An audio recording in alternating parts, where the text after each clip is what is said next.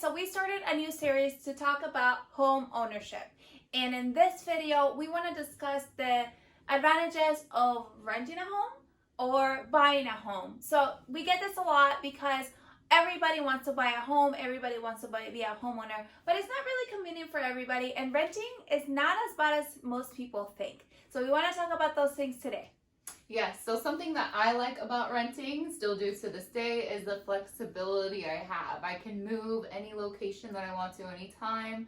And guys, we're just talking about places that like to live, right? Because there's a lot of things you can do in real estate, as far as leveraging the house. But if for your place to live, like for me, I love the flexibility of renting. It might be for me to buy a house down the road, right?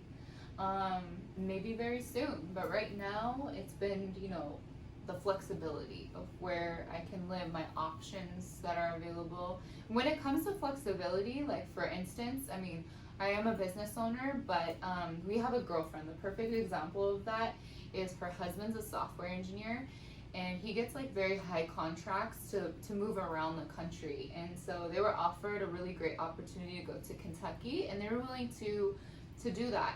Like my brother too, in the Navy, he just got relocated to Mississippi, and he didn't want to buy because he didn't want to have that obligation or hire a property manager to go rent out a place if he bought one here before he moved to Mississippi. So having that flexibility of being able to like pick up and leave at any point, I think is the most attractive thing to most renters. If you're a renter, yeah, for sure, because you have to think about, what your job situation is. And if a great job opportunity comes up and it's in a different state, you have the ability to just pick up and go, which is really nice as opposed to when you own a home. Yeah.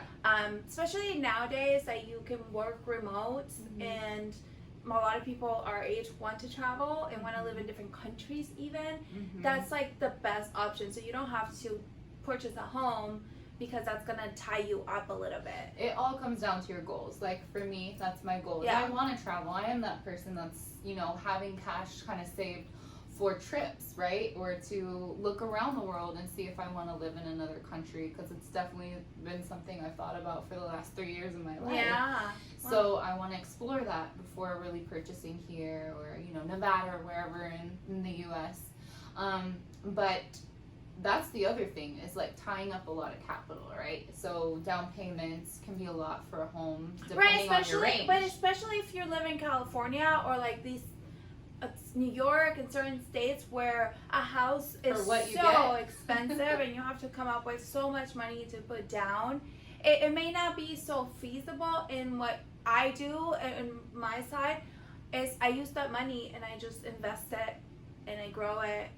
And so I don't feel the need to just save it for a home when I'm already getting the most out of it in real estate without having to own real estate under my own name. Right. So and there's different ways you can go about it, sure. Of course, the other side of that, investing into having a home, could be that you are taking on a lot of costs you didn't really account for, and time, right, away from what you are doing to like put in the investment.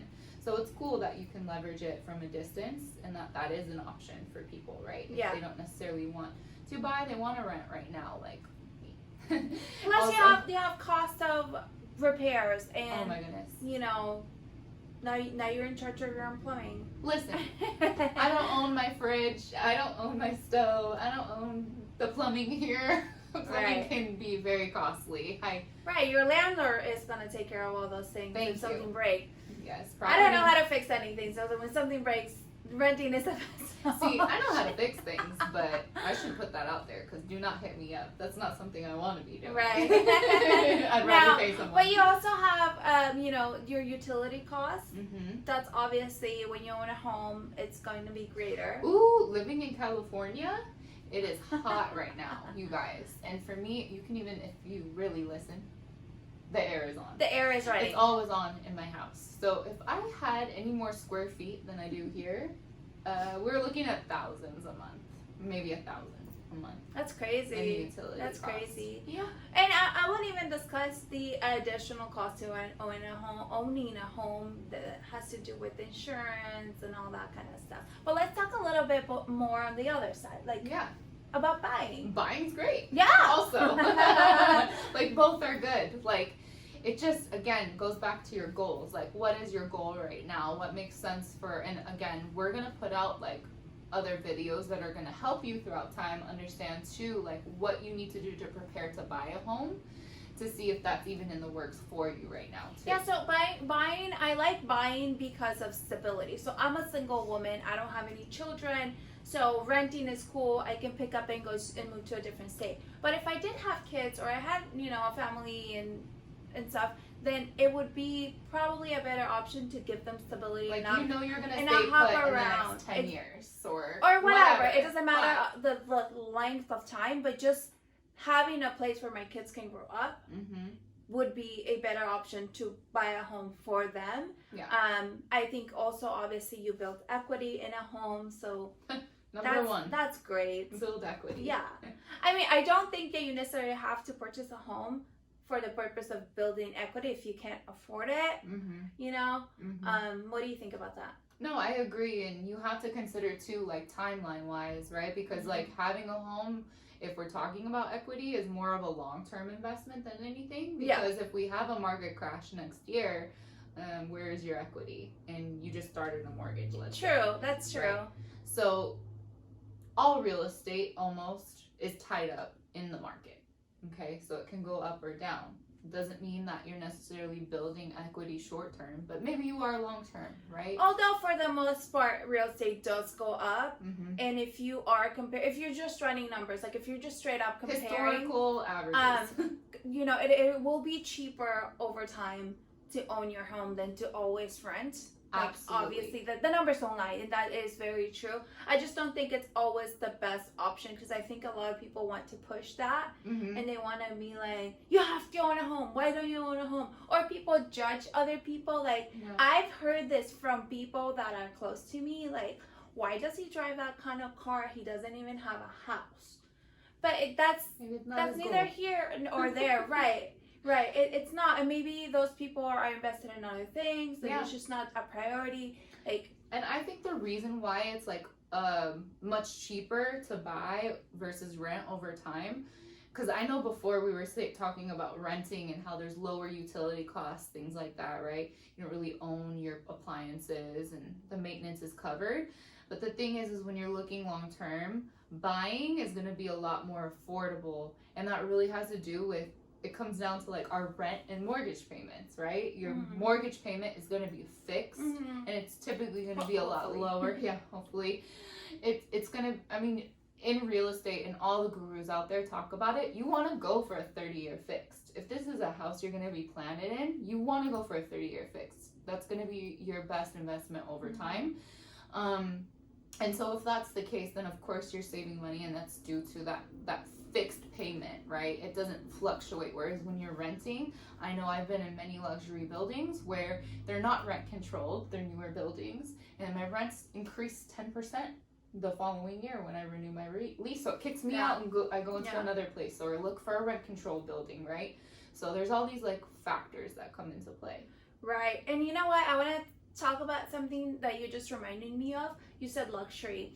And I think there are people who would rather rent and live in the city where there's a lot going on and it's fun, like LA, for example, is a great city to live in. Yeah. And it's much cheaper to rent in LA than to buy a house and for very, like, depending on your taste. Those areas. No, but if you want to buy a house and you would have to go outside of LA. You would have to go into the suburbs. You have to go further out. So if you want to be in the center of it all, renting make more sense.